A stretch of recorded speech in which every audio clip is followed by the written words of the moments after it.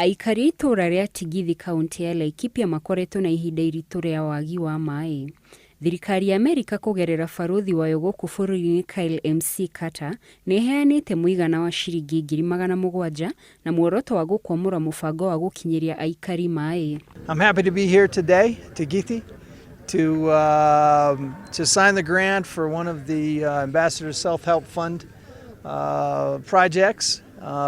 The community has to do their part, and that's exactly what they're doing here today. And so their safety is going to be improved, and this is going to be what the community deserves. Ririgite wa mutaratara James Mwangi akiaria na andiki a mohoro ni ataririe thabari ya maai maya kuma riria yambiriirie, mamwe ma maria makoretwo magitungana namo na matanya mao thutha wa kuhurwo njeki. Project ino twambiriirie mwaka wa 2005.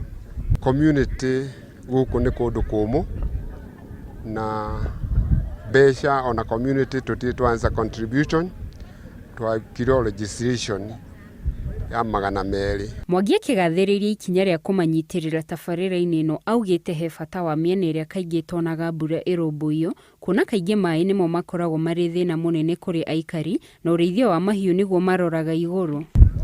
Na project ino tumirutite mwena wa Badia, tutanyite kuhe andu maai maya future andu 33.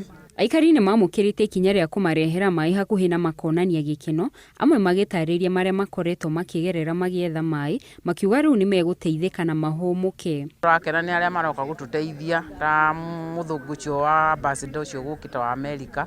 Turakena tondu uteithio wake riu mitungi ni tukuruta mugongo. Maai maya mangirikia gukinya, kindu kiria ithui tungikenerera muno ni kumenya ati atumia ona ithui enyewe ni magia na ihinda riega ria kuhota kuruta mawira mao. To mutumia ni okagira kiroko athie rui agakinya mucii kiruta thaa 4. Uguo mathaa maria akoragwo atete maingi no akorwo ekete kaundu kangi. Aikari a Tigithi makoretwo magithie ng'endo ndaya makiria ma kilomita 5 kumatha maai kwa ihinda iraihu.